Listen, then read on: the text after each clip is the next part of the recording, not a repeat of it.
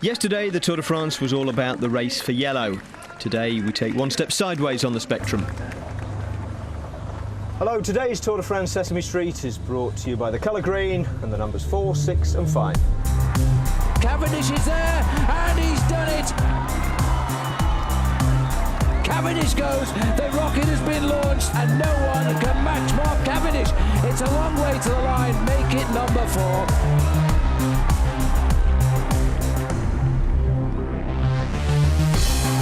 Cavendish is launched, the missile fires again.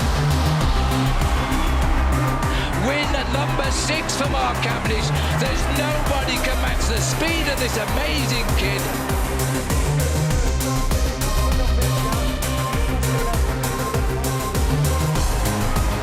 Mark Cavendish into the bird for the line. The Max missile is back. Mark Cavendish is streets ahead of the Tour de France when it comes to a sprint finish.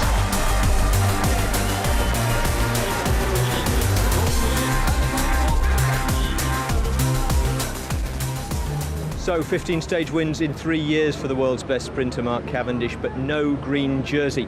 No less an authority than the Tour de France director Christian Prudhomme has gone on record as saying that that's an anomaly, and this year the points competition has been redesigned to correct it.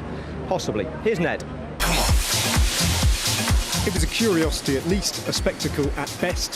Stage 1's intermediate sprint showed right from the off what the reworked points competition means to some and what it maybe doesn't mean to others. Well, Cavendish is looking at them, he's playing with them, but watch out because Farah's gone over the top and Cavendish was not paying attention, and Tyler Farah and Andre Greipel go head to head, and Cavendish has said that's enough for me.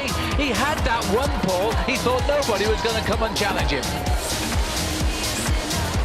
Christian Prudhomme's tinkering has already produced acres of newsprint and gigabytes of blogging, all dedicated to this one issue. How will it all affect the green jersey points competition? Well, Sean Kelly seems like a decent man to consult. Hopefully it will make the race more exciting, and that's the reason that AAC and the Tour de France organisation have come up with these ideas to change, to see can they get more aggressive racing. The way it is now, we could see somebody winning who's not a real sprinter, where it should be, you know, really for the pure sprinters, the great sprinters who should be contesting to win the green jersey and take it to Paris. So here's the science bit. There will only be one intermediate sprint on stages this year, but there are more points on offer. 20 for the first through the line, and points for everyone as far down as 15th. Then at the finish line on a flat stage, big gaps in the rewards. 45 points for the winner, 35 for second, 30 for third, and again 15 riders in the points. It does mean I will have to go for the intermediate sprint, but we don't have to chase breaks back to do it. It's about limiting your losses every intermediate sprint and then winning again at the final. It's not the fastest sprinter that wins the green jersey often, but most of the time it's the guy that's kept his head up and kept trying every day. You have to sprint every day now. Even if there's a breakaway up the road, you have to sprint because they give points to more riders. So as long as it's not the 30 guys up there, and this will never happen. So you just have to be more focused every day and also spend energy in the intermediate sprints. Chi sarà in fuga è difficile, perché bisognerebbe chi cerca la maglia verde deve controllare veramente la corsa, non per arrivare in volata ma anche per fare questo traguardo, quindi sarà un po' diverso, ecco. Vedremo come sarà questa assegnazione di questi punti in base a chi sarà in fuga, chi farà le volate, insomma. The answer is no one really knows how it's going to shake down overall, but the joker in the pack may well prove to be Philippe Gilbert. The lumpy profile of the opening week suggests that once in green, he might be tempted to ride it all the way to Paris. Gilbert kicks again, the champion of Belgium has got it. At the end of the first week, if he's really in contention, he could, you know, reconsider, I think, his Tour of France, because normally maybe he will go on for a certain amount of time and then just pack his bags and go home. But in the end of the first week, if he's up there, he can be another contender. But the focus will remain equally on Mark Cavendish and his love-hate relationship with the Jolly Green Prize, which has so far eluded him. I'll never say I don't want to win the green. I want to win the green, but my tactic of winning the green involves winning many stages, so I'll try and win many stages. So the green jersey, the B movie to the A-listers of the GC and their little squabble for yellow, might just prove to be just as thrilling, if not more thrilling, than the main feature itself. Well, here are the green jersey standings coming into today. Philippe Gilbert leads thanks to his Stage 1 win, ahead of Cadel Evans and Tuhusov, the race leader. In fact, the top 5 are the top 5 finishes from Stage 1. Jeremy Roy took the first 20-point super intermediate sprint of the Tour as part of the Stage 1 breakaway. He's 6th. Tyler Farrar got 13 points for winning the bunch sprint behind that break. Mark Cavendish is currently 24th with 5 points. And there's today's stage, 198 kilometres, starting from Aulnay-sur-Mer and taking the race out of the Vendée and into Brittany. The intermediate sprint is pretty much slap bang in the middle of the stage at Saint-Hilaire-de-Châlillon after 104 kilometres. And there's actually a 4th category climb in the form of the Saint-Nazaire Bridge as the race crosses the Loire into Brittany. There'll be a breakaway, no doubt, but there's no doubt either that it'll be reeled in and we'll see the first bunch sprint of this year's race. And there's the bunch start this morning. Tuhusov in yellow next to the man he took the jersey from yesterday, Philippe Gilbert, now wearing the green, of course. In fact, let's take a quick look at the general classification. It's Hussoft from his teammate David Miller, who's on the same time. Cadel Evans is 1 whole second back in 3rd place, and Geraint Thomas leads a group of riders who are 4 seconds off the race lead. Andy Schleck is among those, so is Bradley Wiggins. Mark Cavendish is 5 seconds down, along with Ben Swift and Philippe Gilbert. Alberto Contador is down in 75th place, a minute 42 in arrears. Now, there have been reports that Contador's team might be appealing to the commissaires that he was also held up in the second crash on Stage 1 and deserved some time back himself. Also suggestions that the appeal might perhaps be heard sometime after the race has ended. Anyway, no truth in either of them. Saxo Bank are not appealing, and Alberto Contador will not move up in the standings other than under his own steam. Now, there were 5 men in the day's break, the best placed of them being the Spaniard Jose Ivan Gutierrez of Movistar, 59th, a minute 9 seconds down. With him were another Spaniard, Ruben Perez of Euskaltel, Maxime Bouet and Mikel Delage, both Frenchmen of AG Desert and Française des Jeux respectively, and a Dutchman, Nicky Terpstra, a rider for the Quick Step team. As we join commentary, there is just under 95 kilometres left to race, and the 5-man break is heading towards the day's sprint at 94 kilometres to go. 5 riders up front aren't going to get caught now. They're approaching the sprint with a lead of 6 minutes and 12 seconds. I think they'll battle it out, why not? And then we'll see how the sprinters get on when they fight out for those 10 remaining points back in the peloton. Well, watch out, because this is now an attack by Delage, who was on the man on the back, and he's thrown away Terpstra, who is last year's champion of Holland, and he's in 3rd place. But they're not going to catch him. The Frenchman has pulled a good move here. He better keep going, though, as he gets up to the line. He gets the points for the sprint to the applause of the crowd. 2nd will be Gutierrez, 3rd is Terpstra, 4th will be Perez, and that leaves only the 5th place man to finish, Bouet. Well, talking about track knowledge there, in fact, Mikel Delage was also a very good track rider. He was the junior national pursuit champion of France and finished 2nd in the World Championships, and he knew exactly which moment there to make the move. Yeah, well, 1,500 euros, that's the currency in France, so he can make use of that. It would have been no good going to England, would it? No, certainly not. They decided to opt out of the Eurozone a long time ago, and it may well appear to be quite possibly the right decision. Well, 1,500 euros in the bank then for the winner of that sprint, Mikel Delage, Française des Jeux. Wildcard team in the Tour. They aren't automatically qualified to ride the Tour de France, but they're French, and the organisers admit they want to encourage more success in French cycling. Well, these riders have gone through the sprint point to the main field now. Phil, I would expect we'll be starting to jockey for position. Just spot the green jersey popping in and out there. That, of course, is that's Philippe Gilbert. 4th wheel there of the riders of Lampre is Alessandro Patakin. Let's not forget he's riding for Cannondale, and last year he was the winner of the green jersey points classification as well, right on the Champs-Élysées. Interesting to note that Quick Step, and that means Tom Bonan, is taking an interest here now, as but there's launching the sprint, but Quick Step are a bit sharper here. They're trying to bring Tom Bonan, and watch out because HTC on the right, the team of Mark Cavendish, are beginning to take an interest as Bernie Eisel, the man that fell off yesterday, is pulling them through at the kilometre to go. Gregor Bole on the front, red, white and blue, leading out Alessandro Pataki. Pataki's the rider in the lime green bicycle, but there's a move on the left-hand side now coming from Omega Pharma Lotte. That'll be Philippe Gilbert, but behind Philippe Gilbert, Andre Greipel. Greipel is also going to help Philippe Gilbert here because Gilbert is right up there, but the lead out is perfect at the moment as there's a rush down the outside from the helicopter. Pataki has got the pink jersey on second place here, and the final lead out coming from Sylvain Chabanel for Pataki. Now what's Pataki going to do? They've got this sharp right-hand turn here. Gilbert is in second wheel. Pataki looks him in the eye. Well, this is a cheeky move, but the yellow jersey of Hushoff here, little bit of a lean on there from the HTC rider. Hushoff looks at him, doesn't move. Hushoff is going to go for this one. He wants to convert yellow to green if he can, but Mark Cavendish is also through the middle, and as they come up to the line, he's got the enthusiasm now. That missile just hit home.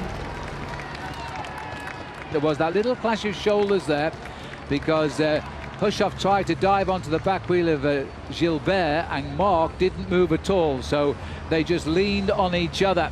And now, once they both opened up the sprint, well, Philippe Gilbert is a good sprinter, but hey, nobody's in the clash at Cavendish. Well, they certainly are. Cavendish just proving a little point early on in the stage here this afternoon, and as you say, Phil, rather strange there to see the yellow jersey mixing it up in these sprints, and of course Philippe Gilbert sprinting as well. I have a feeling a long way down the road Philippe Gilbert will be looking to try and get himself a good crack at this green jersey, because he's got a very good chance of getting some more points tomorrow on his birthday at the top of the Mur de Bretagne. He has indeed, and he might even keep that green jersey yet. Tonight we'll have to find out and see where he finishes in the big sprint of the day.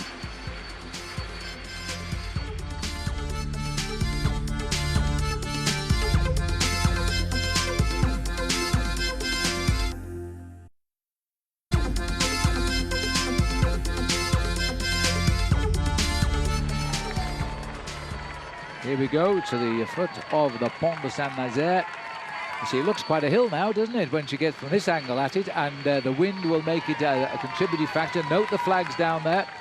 It will be starting, it looks like they're going to start the climb with a tailwind, which means they'll hit it pretty quickly, and then they'll swing into that crosswind as they make the left sweep. Boy, it looks quite a mountain from this angle. Well, it is pretty Only tough. one man gets a point. It's not very fair. As we're looking at the crowds and the flags blowing across the course here, this is the start of the Pont de Saint-Nazaire now, and it's only a fourth category climb, which is the lowest nomination for a climb in the Tour de France, and which this year for the first time is giving a single point in the King of the Mountains competition only to the first man over the top. And it should be one of those 5 riders who go onto the bridge with a lead of 2 minutes and 26 seconds. Well, you can see the wind is buffeting the riders from the left here, and that's why they're riding in this diagonal line. Gutierrez saying, come on, over to the left just a little bit more. He's the most experienced rider in the breakaway, number 85. He's riding this year his 8th participation in the Tour de France. But what's going to be a lot more difficult is when the main field, the remainder of the 198 riders in the Tour de France hit this bridge, because they will be battered from the left-hand side. And if somebody makes the decision to put the hammer down, we could see the main field here getting split into 2 or 3 different groups. Well, there's no hills in the roads behind or ahead, so they've had to make this the only climb of the day. But it is a climb, there's no doubt about that. And I have to say, French designers build magnificent bridges. And there's another one not too far away, the Pont de Tonqueville, which we've also raced over in the past. Now you see how everybody here is being very attentive. The orange jerseys moving to the front. That's Rabobank looking after Robert Hessink. You can see Marcus Burkhardt in the yellow glasses there of Team BMC Racing. He's looking after the position of Cadel Evans. And they are hitting this bridge extremely fast. They just picked up the tailwind there, but it is very quickly become crossed. Now, the race can split on a ride like this. It can rip straight through the peloton. We saw it, remember, the road to La Grande Motte in 2009. When Armstrong and a lot of the leaders, except Alberto Contador, got into the move that decided the day. Alberto lost a few seconds. You've got to pay attention today. It's a very strange sprint, this as well. It's just over the top there once the riders get there. And I'm sure, Phil, in fact, it looks to me as if they haven't actually managed to get their banners up this afternoon. Well, here we go as they start. Delage is having a little go again on the front left, but is he going to hang on this time? Certainly Gutierrez doesn't like sprinting. He's dropped off the back, being chased by the Euskadel-Euskadi, but Mikel Delage had a good day out up front. So now it's a question of what's going on in the main field behind, because they are getting battered by the winds coming across here over the estuary of the Loire.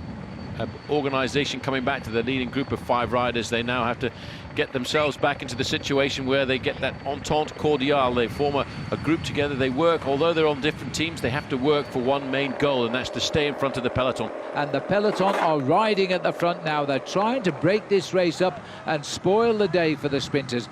Europe Car are looking a little bit fragile right now. They've lost 3 riders here at the back. Continuing the climb too, and continuing the pressure at the front of the peloton.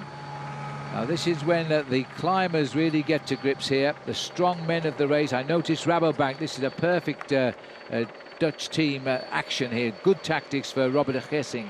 Well, if you didn't think that was a 4th category climb, have a quick look at the damage that it's done at the back end of the field, and that really was more because of the wind than the incline of the hill. Well, that is an absolutely amazing picture, in fact, as the riders are just being beaten marginally by that speedboat at the moment, but the riders will catch him on the way down, so you better watch out. I don't think they will keep the pressure on here. I think they will, once they've gone over the top of this climb, we'll see it returning to normal, and all of those riders who got popped off the back for a short period of time will get themselves back into contact with the peloton. That is a huge group at the back, Paul. You're right, they will come back, but it's indicating to us there's a lot of riders already struggling in the Tour de France, because when you see a gap like that on the only pressure point of the day, then they weren't sitting happily riding along in that peloton at all. They were in trouble. Europe Car coming back with their 3 riders. They're hooking up at the tail of the peloton, and they'll be glad to be back in the comparative comfort of the main field once they can get on. It's the last few meters which is really hard to do, especially when the guy in front has just got dropped by it. Now they've got to do it all again to get round him as well. There's the little bit of chaos at the back as they scrabble to keep the main peloton in sight over the top of the bridge. This is the moment when you're actually crossing your fingers and saying, I hope these guys in the front sit up this afternoon and they're not going to continue to put the hammer down. You can see the diagonal line across the road. That's an indicator that the wind is coming very ferociously from the left. Yes, and now they're slightly moving round to the right, so that line will change its pattern again, and the pack at the front has come together like the concertina. There's a lot of riders setting the pace at the front. See who we can catch up. Well, Team Sky have got the men up there, and they are riding very, very quickly indeed. Don't forget, they've got Geraint Thomas, the Welshman, in the white jersey as best young rider. He would dearly love to pull on yellow. Well, group of riders from Team Liquigas Cannondale going off the back there. Now that's, I wonder if Ivan Basso got caught out by that. There's a big gap to these riders. We're looking at about 25 seconds. The important thing to try and note is if any of the big leaders in the overall standings got caught out in that split, because if they did get caught out, they will put the hammer down in front. Well, I think that Alessandro Batacchi might be caught at the back of the sprinter there. That would be rid of one. And look at this. This is Sylvain Chavanel here. So what on earth happened in that catch? Now the pressure will stay on. Now the referees will not allow vehicles in between here because they want a fair play situation. Look at the crowd here. And the sprinter number 116 there, that's Ben Swift from Team Sky.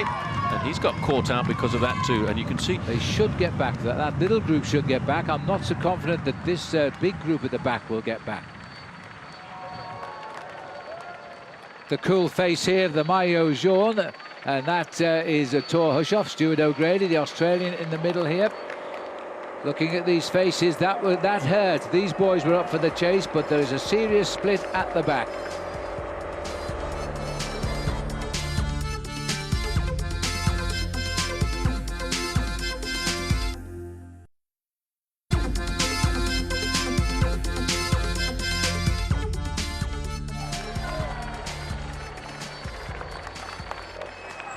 Oh, there's a crash gone down there from that's BMC. Hincapie 144, he was involved in it, and that must have been at the front end of the main field. Well, usually we'd be riding pretty close to Cadel Evans to protect him, and yet there was at least 3 BMC riders on the floor. And I didn't know Cadel Evans was down there, so that looks okay for him at the moment. there's desperate moments here as Gutierrez is really not going to give this one up without a fight. He's 20 kilometers to go. We're looking for the banner at the moment as Gutierrez is saying, look, if you can hang on to my back wheel, then come and help me do the pacemaking. They've got rid of one of them. Well, Maxime Bouet was the rider first to respond there, immediately covered by Michael Delage, and Nicky Terpstra has managed to get back to make it 5 men once again. There is the banner, 20 kilometers from the finish. These 5 riders have led for all bar 2 kilometers of the day. The Devil's gone crazy on the right, and these boys are now attacking each other because the peloton is just laying off them at 30 seconds. 30 seconds at these speeds corresponds to 500 meters or 500 yards, if you'd like to say it in old money. And these little attacks here will actually take the average speed of the breakaway group down because they accelerate and then slow down to figure out what's going on. Then they jump away again and slow down. The main field will slowly but surely start to pull them back. Back to the 20-kilometer banner, and here comes just about everybody in the Tour de France. There are riders behind today. There's 1 or 2 riders have not got back after the climb of the Pont de Saint-Nazaire, but the main pack are here, and all the favourites are here. We've had a little fall, which has involved certainly the American George Hincapie, but we think they are all back in the convoy chasing to rejoin.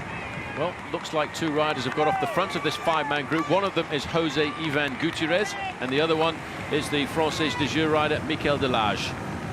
Yes, and they go clear. The other 3 look as though they're surrendering. Maybe they're acting as decoy to ease these 2 into the lead. The white colours there, this is how the movers come. And the attackers come from Delage, chased by Gutierrez. Rather feeble attempt by Bouet, shook his head, I can't go. He got caught out because he was actually having a drink at the time, so couldn't get his hands onto the handlebars to accelerate and kick onto the slipstream of these 2 others. Now you can see the white jerseys, HTC High Road coming to the front, shadowed there by Movistar. Now the second rider from Movistar is a very good sprinter, Jose Rojas. Through 15 kilometers to go, that's about 9 miles to the finish. 38 seconds is the official gap here, and all of a sudden they've chosen the 15-kilometer banner to send the team riders for Mark Cavendish to the front to drive the train. That's Danny Pate sitting in second place, himself a former world time trial champion.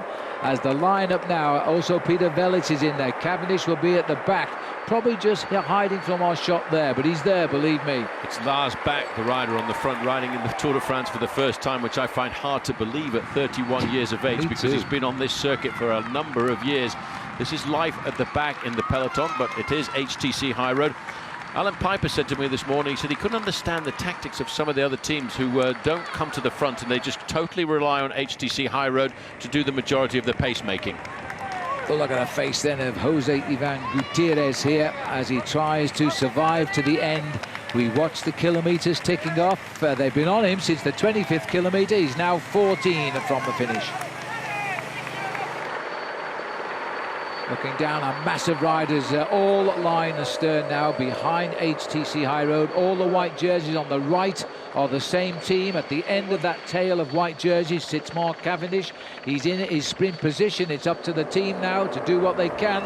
And the first thing they've got to do is find out just how to pull back these 2. Gutierrez has ridden magnificently. He will not let this pace drop. And Delage, who's never won a bike race in his life, has gone with him. Well, this man knows how to ride hard against the clock.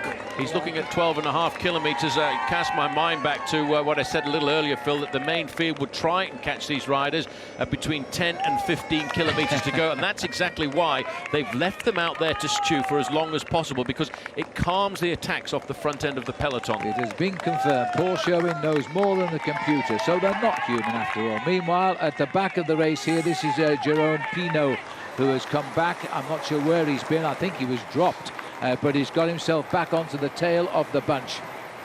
Well, I tell you what, we are looking here at probably 40 miles an hour, and we're going uphill.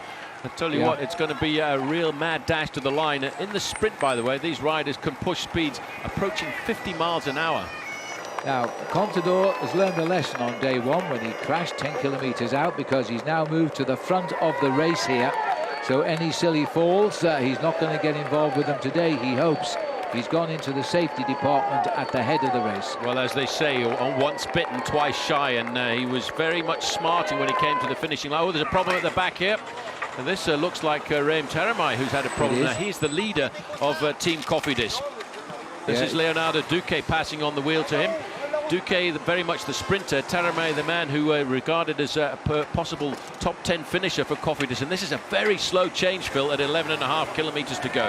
Well, professional bike riders, not wheel changers. That's the problem, isn't it? But anyway, Raim Taramai is going to have to get back at the most crucial stage of the race. And that really is bad luck, because he would be losing quite a lot of time there just now. These two riders, they're now 24 seconds. Little flick of the right elbow this time to say, come on, Michael, let's keep it going.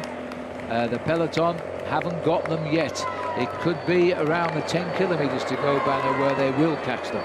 Well, Taramai, who had that very quick wheel change with his teammate, is now trying to get himself back into the peloton. It's always a moment of panic if you have a mechanical incident inside of the last 15 to 20 kilometres to go, or about 12 miles or so. You can see he hasn't panicked himself, but he will be inside. He'll be wondering whether or not he's going to make the junction.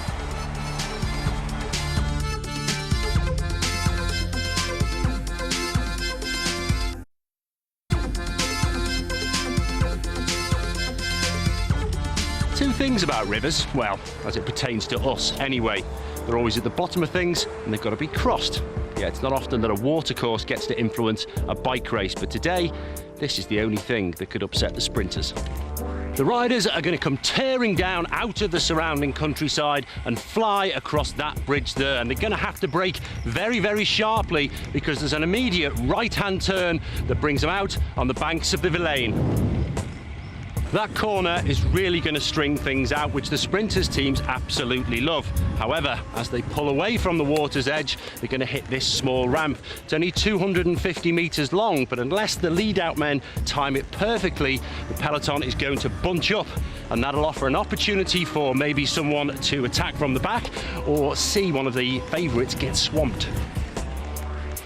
The chances are, though, the vast majority are going to pass that small test and make it here to the flag to contest the first mad dash of the 2011 race. So, this is it. Mark Cavendish's first chance for victory, and finally an opportunity to score some much-needed green jersey points. And I, for one, don't think it's an opportunity that he is going to let go to waste. As we look now, there it is, 10 kilometres to go. You've got to take your hat off to Jose Ivan Gutierrez, who's the strong man here of the tandem, but Mikel Delarge helps him whenever he can. And they're going into the last 10K, 12 seconds to the good. The guys in the peloton, they can see they can almost reach out and touch them, and still they're allowing them there to stew. The American rider, Tyler Farrer, is somewhere, it's locked in the main field, while there's action at the front end of the peloton and the back. Yes, they're trying to shake up the changes at the front. But Gutierrez just refuses to say enough is enough. Whatever happens now, he will have spent over 170 kilometres at the head of this race today. It's amazing. I tell you one thing, Phil, I'm not sure if you noticed, he just blew a kiss to the camera there. I think he's enjoyed his day at the front end of the Tour de France, but there, that's less than 10 seconds. It's pretty much all but over. Let's have a quick look once again. Yep, well, I think it was to you, that ball. Anyway, down amongst the trees, yes, we dropped below. There's the catch. Well done to those two. That really made the peloton sort itself out.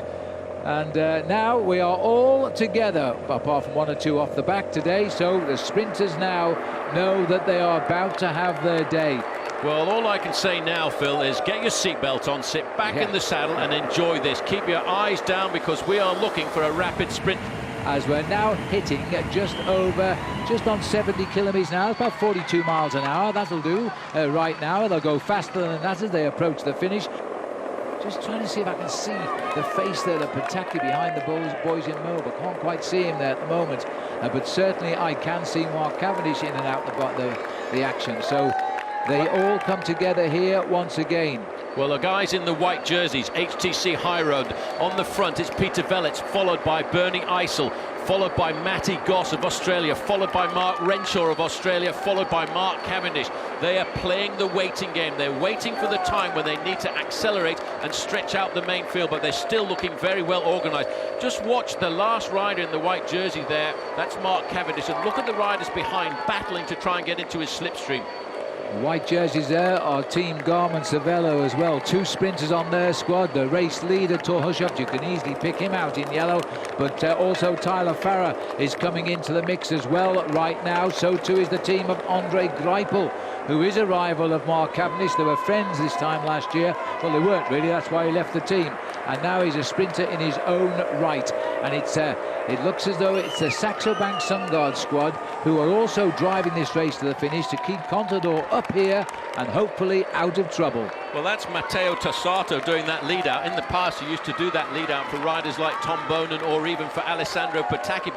Well, we're not far away now. We are approximately 2 kilometres, maybe 1.5 from entering the department of Brittany. Bernie Eisel here. The swings off. Tony Martin is, what are you doing? I'll keep going. Well, Tony Martin is sitting on the front now for HTC High Road in the white jersey. Look at the concentration on the faces of these riders from HTC High Road. The second rider, Matthew Goss. Third rider, Mark Renshaw, the fastest lead-out man in the business, followed by Mark Cavendish. There he is in the dark glasses. The lime green bike behind him is the possession of Alessandro Patacchi. He knows which wheel he wants to follow. Well, they're all trying to get their own trains organised here. HTC are organised, but they're running out of riders, and they're still 3.5 kilometres from the finishing line. So they're going to have to do long turns at the front. I think that's why Tony Martin wondered why Bernie Eisel swung off quite so early. A sharp right-hander coming up, crucial. This is the one at 3 kilometres to go. Everybody at the front end of the pack is round nice and safely. This is the Quai Saint-Jacques. Now they start to wind themselves up. They're going to go along the river for a while before swinging over to the left-hand side. If any man on HTC High Road can do a long turn at the front, it is Tony Martin. He's a great individual time trialist. He's getting himself into the zone right now, not thinking about his own position on a stage like this afternoon, but keeping it up close to 40 miles an hour to make sure that Mark Cavendish, sitting in 4th position there, does not get boxed in and swamped. Martin, Goss, Renshaw, Cavendish is the order on the front. They've got 3 men to take them the last 2 and bit kilometres to the finish. Hushovd is in there too. Tyler Farrer is on Hushovd's wheel and would be a great lead out if Hushovd could give it to him. Also in there, I've noticed now coming up too, are the riders of Alessandro Patacchi and also, of course, Andre Greipel, all trying to get a little bit of space. But to be a sprinter, to win a sprint, you've got to play a waiting game. Looks as if Tony Martin now has disappeared from the front. He's lost that little bit of energy. It's up now to Matty Goss. Big acceleration coming across. It looks like it's a rider from Vacansoleil, has seen the move coming from Lamprey. He's tried to launch an attack at the moment. This is a typical move, as Pavel Bruch has made the move here. I think, in fact, it could well be a very, very shrewd move. This, I would think, is Boris Bosic, who we've seen win already this year. This is an absolute typical move by this man if he can do it. There aren't many strong men can ride away from a peloton so close to the finish. When you're in a great team of sprinters, you've got to stay calm. When you see the moves going like this, you've got to just make sure that you slowly continue with the plan that you've got in mind, and that's exactly what Matthew Goss is doing. Matty Goss is just sitting there. He's judging his effort on the rider from Vacansoleil, waiting to keep himself at the front end of the pack. Cavendish has let the gap go. There's a problem there, I think. Well, that's what I was wondering, because there were so many riders and they were running out of firepower there on the run into the finish. We're only just over a mile out now as they try to reorganise themselves as they race towards the finish now. I think this is Boric who's tried to go Bosic, but in any case, he's going to be back in the pack. And they're getting themselves organised. Renshaw, solid as a rock, is still locked there in front of Mark Cavendish. Well, the blue helmets on the shoulders, on the heads of the riders from Garmin-Cervelo, and they're looking over the shoulder. It's a bit of panic on board Team HTC High Road. Now, inside of 1 kilometre to go, Cavendish has slipped down to about 7th or 8th position. His team is a little bit in pieces as we start to try to get the organisation going again. If Cavendish has slipped and lost the wheel, he's going to have to reposition himself in the next 900 meters. Garmin-Cervelo cannot do a thing wrong, but the question mark is, what happened to Mark Cavendish? But the American gets his first ever stage win in a Tour de France. Well, we'll sort out what happened to Cav in a moment, but first the winner, and touching to see Tyler Farrer forming a W as he crossed the line in tribute to his friend Wouter Waylands, who died in a crash during this year's Giro d'Italia. There's the result. Farrer from a fast-closing Romain Fayou, Jose Joaquin Rojas third, and that third place will be enough for him to take the green jersey. Mark Cavendish fifth, ahead of Farrer's lead-out men, Tor Hushovd and Julian Dean. So to Phil's question, what happened to Cav to take him out of contention for the win? Well, it was an incident on the final bend that started on the inside and spread outwards, forcing Cavendish here out towards the barrier and Samuel Dumoulin, who was outside Cav, into the barrier. All in all, he did well to stay up, let alone finish 5th. Bad luck for a man in good form. Yeah, a little bit, you know, the guys did a great job, but I think, yeah, as usual, this Romain Filou, like, he just causes havoc in every sprint, you know. You ask every sprinter who causes havoc, and well, you might get a couple of Garmin guys saying me, but most of the guys will say Romain Filou. Again, he takes me out this last corner. We were on the front too early, so I tried to ease back, let a couple of guys through and then slot in. Well, I got a bit swamped, but I was quite comfortable, 10 back. Then when Garmin went to go, I went to get on their wheel. Coming into the corner, I had Rojas on one side, then Filou come the other. They just took my wheel, and I was on my front wheel around the last corner. I thought I was down at one point, and managed to keep it upright, but I was 30-40 metres behind with 500 to go, and yeah, I caught the front 5 actually, you know. I just gave everything the last 500 metres, and you know, I had great legs today. I won the intermediate sprint quite comfortably, and I felt good at the finish, and you could see I was good by the fact I pulled back 40 metres and then 500, last 500, but yeah, I couldn't win it, but I managed to keep myself in contention for the green there, so yeah, it's a shame, but yeah, we know the form's there, we know the team are going well, so I think it's going to take a very uneducated person to write us off just yet. There will people, it happens every year, you know, but it'll take someone very uneducated to. Well, if you're an American sprinter, the 4th of July is not a bad day to pick to win your first Tour stage. Garmin's second in as many days, of course, and if Farah had contested the intermediate sprint, he'd probably have taken the green jersey for his team as well. Oh, it's incredible. You know, I've been chasing this one for a long time, so to finally get it means so much. The 4th of July makes it even better. The guys, I couldn't have asked for a more perfect run. I mean, you have the yellow jersey / world champion leading you out. It's incredible. I can't ask for more, and I'm really happy I was able to finish the job off. Now, no real change in the overall standings tonight. That is no change in the timings. There has been some shuffling of the placings. Fabian Cancellara, for example, has slipped out of the top 8 and Andy Schleck has moved up. But that's down to order of arrival on the stage among men all on the same time. The important thing is that Tuhusov still leads from David Miller, Cadel Evans and Geraint Thomas. The same slight shuffling further down, but as I say, no significant change in the timings, other than poor old Vincent Gérôme, who's riding hurt and is already 19 minutes down in last place. So Tuhusov will carry the yellow jersey into stage 4. A pretty successful day for him, leading out his teammate for the win, and renewing his acquaintance with his old sparring partner Mark Cavendish at the intermediate sprint. That's normal racing. I mean, I was on the wheel and he wanted to come into the wheel because he was out in the wind, and that was not a big deal, and I also think he needed some sun cream on his arms. I helped him to put it on. Yeah, the one-liners are getting drier as Tour gets older, and really that was about the seriousness of that complete non-incident at the intermediate sprint, or so we all thought. The race commissaires saw it differently though, or perhaps we're watching a different race altogether, because fully an hour after the race had finished and all the riders were already on their way to the team hotels, they announced that both Hushovd and Mark Cavendish have been disqualified from the intermediate sprint. After reviewing the images after the finish of today, we saw that in the last curve to the finish straight, as well Cavendish and Hushovd made an error, a mistake in the sprint, enough for us to decide to disqualify them for the intermediate sprint.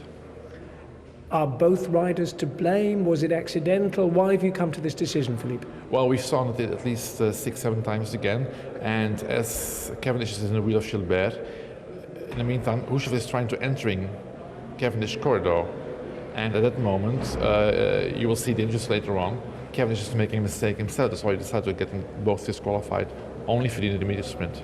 So, no points for either of those two riders in the intermediate sprint? Correct. Or possibly incorrect, as the case may be. Now, Chris, neither of us raised an eyebrow over that incident as it happened. I mean, let's take another look at it and see if we can find what on earth the commissaires are on about. Well, we saw some contact there, but this is sprint racing. I mean, you can throw back to the finish of the race. You would have had to disqualify 30 riders there because everybody's touching each other there. Torhushoff just touched Cavendish, so Cavendish is supposed to do what exactly? Not react whatsoever, get off the wheel, get out of the way. It's just, I'm struggling, and I've read the rule book to see what rule was actually infringed. There was no danger, there was no impeding of progress. I just don't get it. I'm at a loss for words. And, I mean, we saw this a couple of years ago when Mark Cavendish eventually lost out on the green jersey because he was docked points. Now, there was more of a case there.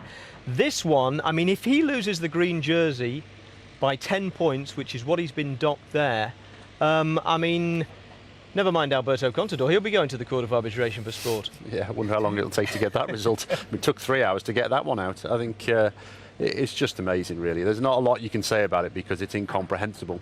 There's no, you're trying to find reason in something that just doesn't make any sense. All right. Well, we can't make sense of it, but nonetheless, it has been reflected in the green jersey standings. So let's show you what that disqualification does to them. When the stage ended, Torhushoff was in 3rd place in the standings with 54 points. Mark Cavendish was 5th with 37. Minus his 4 for that sprint, Torhushoff falls 1 place now to 4th. And Cav, minus his 10, he won the bunch sprint behind the breakaway, remember.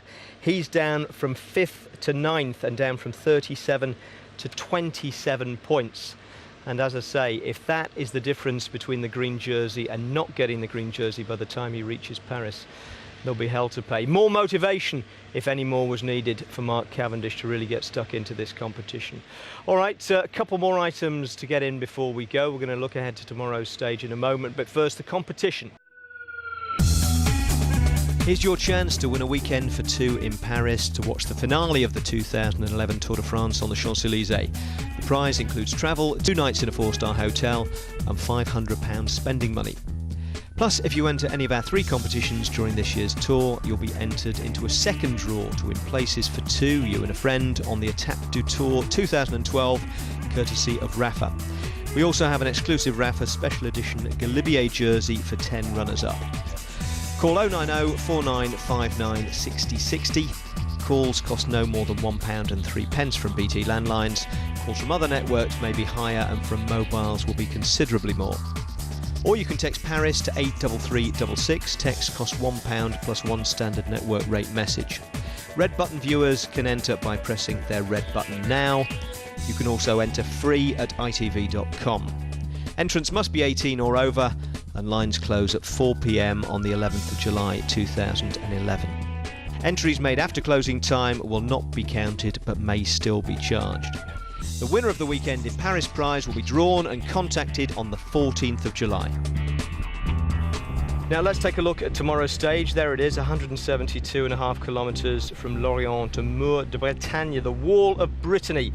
As walls go, it might not be perfectly vertical, but it'll certainly be steep enough to deter most of the sprinters. As we say, it looks perfectly suited to Philippe Gilbert, whose birthday it is tomorrow. The overall contenders are going to need to be vigilant too, because the final 2-kilometre climb is steep enough that there's every chance they won't all get up it together. We may well see Alberto Contador try to launch a mini attack and claw some precious seconds back.